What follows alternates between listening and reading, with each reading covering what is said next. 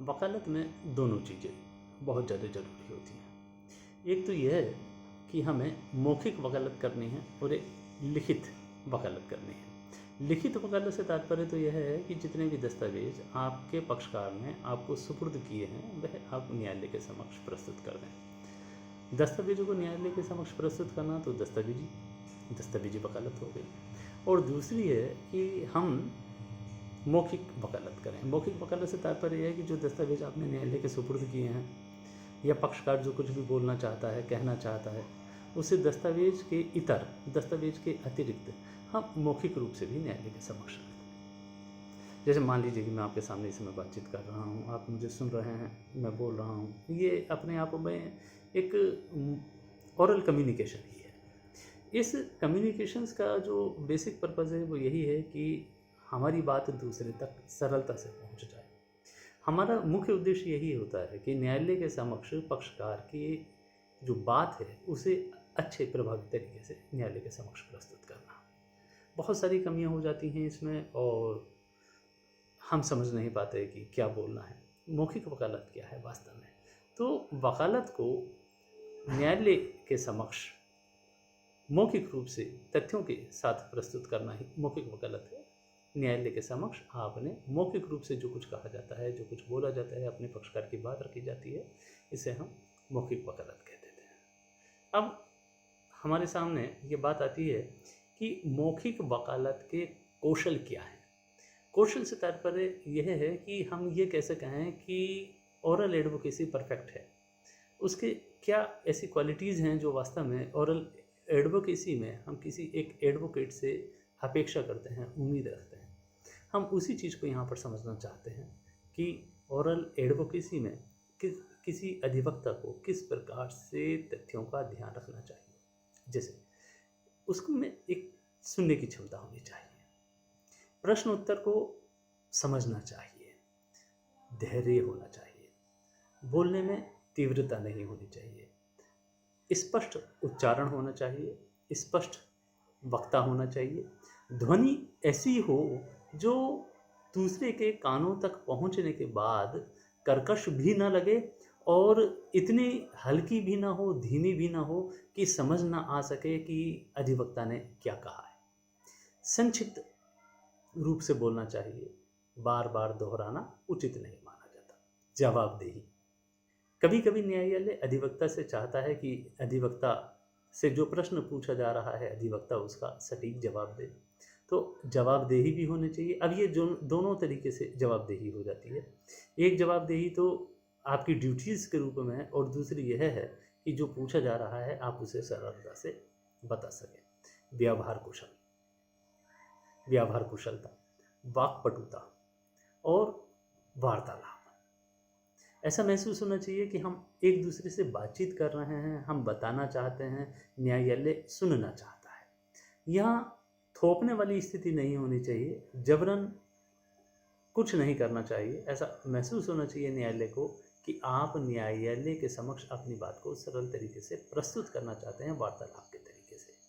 आपको मामले की पूरी जानकारी होनी चाहिए। एक अधिवक्ता को अगर अपने मामले की पूरी जानकारी नहीं है तो ऐसे समय में कभी कभी बहुत बुरा लगता है कि न्यायालय ने आपसे कुछ पूछा, आप बता नहीं सके।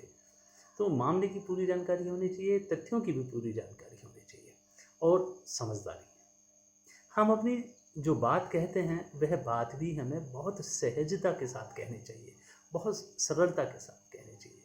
और ऐसे समय में जब दूसरा पक्ष कुछ कह रहा है तो दूसरे पक्ष के बोलते समय हस्तक्षेप करना या बीच में बोलना उचित नहीं माना जाता है।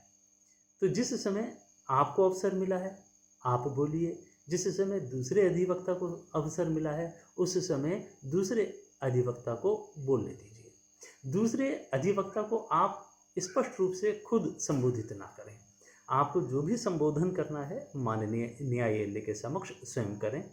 अगर दूसरे अधिवक्ता की बात पर आपको कोई आपत्ति है तो न्यायालय से आप परमिशन लीजिए, इजाज़त लीजिए और बताइए कि मुझे दूसरे अधिवक्ता महोदय के इस बात पर आपत्ति है और मैं अपनी आपत्ति दर्ज करना चाहता हूँ। दूसरे अधिवक्ता को ना तो आप डायरेक्ट संबोधित कीजिए और ना ही उनसे उलझने का प्रयास कीजिए। तो इसलिए दूसरे पक्ष के बोलते समय हस्तक्षेप नहीं करना चाहिए। अपने आप को जो अवसर मिला है उसमें सिद्ध करना भी चाहिए। न्यायालय ने आपको एक अवसर दिया है, न्यायालय चाहते हैं कि आप बोलें, आप पक्षकार की बात को रखें, तो उस अवसर को गंवाएं नहीं। समय का भी ध्यान रखें, समय बहुत कम होता है, बहुत कीमती होता है, तो न्यायालय का समय भी जाया ना जाए और आप अपनी बात को अच्छे तरीके से कह भी सकें।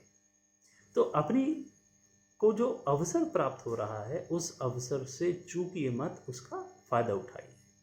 और जो न्यायालय अगर आपसे कुछ कह रहे हैं तो न्यायालय आकर कह रहे हैं तो उनकी बात को धैर्यपूर्वक सुनना चाहिए, समझना चाहिए और न्यायाधीश की बात में बीच में हस्तक्षेप ना करें। ऐसा भी ना हो कि आप अपनी बात को कहते कहते न्यायालय का अवमान कर बैठें, तो ऐसी भी गलती नहीं होनी चाहिए।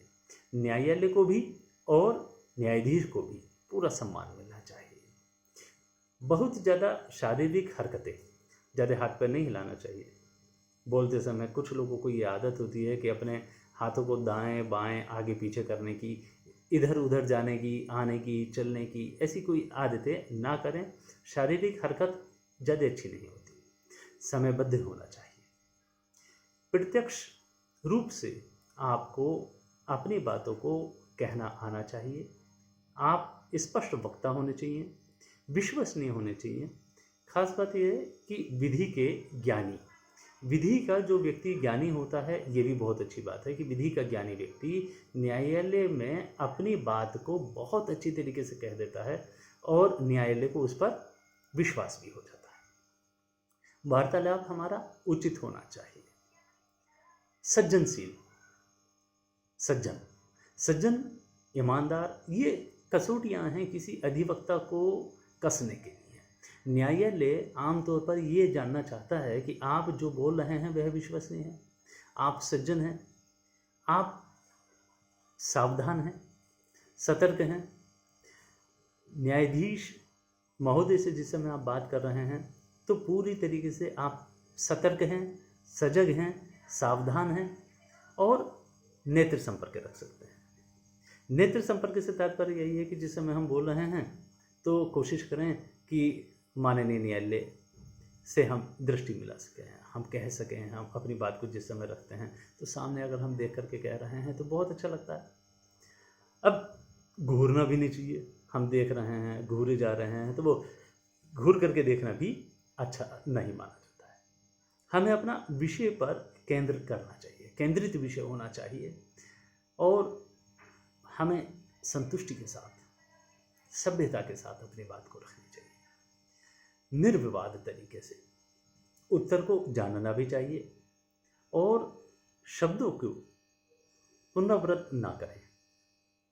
बार बार दोहराने से आपकी बात ही खराब होती है, इस चीज़ का ज़्यादा ध्यान रखें। विधिक व्यवस्था जो आपके पास उच्च न्यायालय अथवा उच्चतम न्यायालय से जो पूर्व निर्णित आपके पास अगर निर्णय हैं आप उनके सामने रखते हैं, बहुत अच्छा होता है।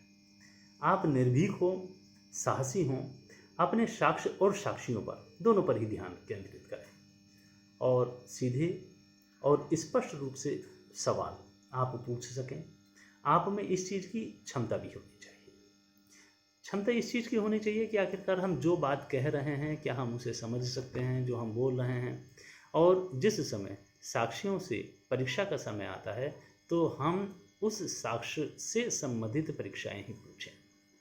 जिस समय हम माननीय न्यायालय के समक्ष अपने मामले को संक्षिप्त रूप से बताना चाह रहे हैं, निष्कर्ष देना चाह रहे हैं और हम उसका कॉन्क्लूड करना चाहते हैं अपने मामले को, तो सभी साक्ष्य, सभी साक्षियों, सभी दस्तावेजों का विधिक व्यवस्थाओं के साथ में अगर हम वर्णन करते हैं, स्पष्ट रूप से बताते हैं, तो इसका बहुत अधिक प्रभाव पड़ता है।